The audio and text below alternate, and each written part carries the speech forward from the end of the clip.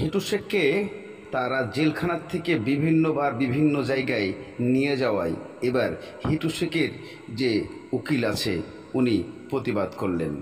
কারণ একজন আসামিকে বারবার কেন জেলখানা চেঞ্জ করা হচ্ছে এমন প্রতিক্রিয়া জানিয়েছেন হিটু শেখের আইনজীবী। তবে কেনই বা বারবার হিটু শেখকে এক জেল থেকে আরেক জেলে। আসসালামু আলাইকুম দর্শক, দেশ ও দেশের বাইরে থেকে যারা এই মুহূর্তে ভিডিওটা ওপেন করেছেন সবাইকে অসংখ্য ধন্যবাদ। দর্শক, প্রথমেই আপনারা শিরোনাম দেখেছেন, এখন দেখবেন বিস্তারিতর প্রথম অংশেই আপনারা দেখেছেন যে পুলিশের পিজন ভ্যানে করে চলে যাচ্ছে, কে যাচ্ছে। এখানে কিছু তথ্য মারফত জানতে পারা গেছে হিটু শেখকে আবারও জেলখানা পরিবর্তন করা হচ্ছে। তবে এই নিয়ে হিটু শেখের আইনজীবী প্রতিবাদ জানিয়েছে যে কেন, কী কারণে হিটু শেখকে বারবার জেলখানা চেঞ্জ করা হচ্ছে। এই তো সেই দিন কাশিমপুর কারাগারে নিয়ে এসে রাখা হলো, এখন আবার কোন জেলখানা নিয়ে যাচ্ছে এমন প্রতিক্রিয়া তুলে ধরেন তার আইনজীবী। তবে আসলে কেন এটা এখনও জানা যায় নাই, তবে কোন জেলখানায় সেটা জানতে ভিডিও দেখুন।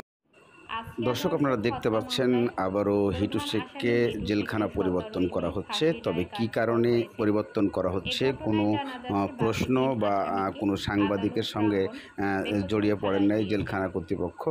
এরা কিছুই কোনো প্রশ্ন বলছেন না যে হিটু শেখকে আবারও কেন জেলখানা চেঞ্জ করা হচ্ছে।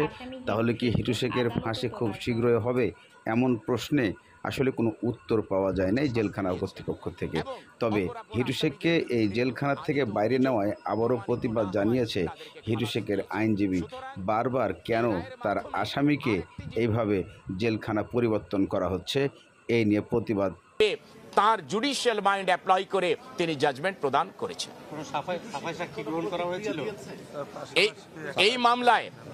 এই মামলায় ফৌজদারি কার্যবিধি ৩৪২ ধারায় আসামিদেরকে যখন পরীক্ষা করা হয়, বিজ্ঞ বিচারিক আদালত পরিষ্কারভাবে বলেছেন তাদেরকে পরীক্ষাকালে যে আপনাদের জবানবন্দি এবং যে সাক্ষ্য আপনারা শুনেছেন আপনাদের কোনো বক্তব্য আছে কি না।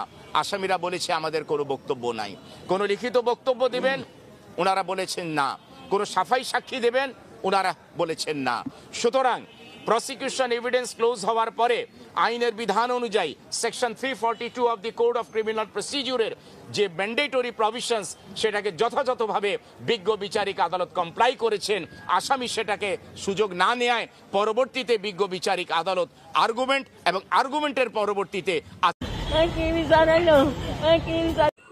তবে কি বারবার জেলখানা পরিবর্তনের মাঝে কোনো কিছু লুকিয়ে আছে, নাকি এমন কিছু প্রশ্ন যা কারো কাছে জানা নেই? তবে কোথায়, কোন জায়গায় নিয়ে যাওয়া হচ্ছে হিটু শেখকে তা এখনও জানা যায় নাই। যদি জানা যায় অবশ্যই আপনাদের সম্মুখে ভিডিও চলে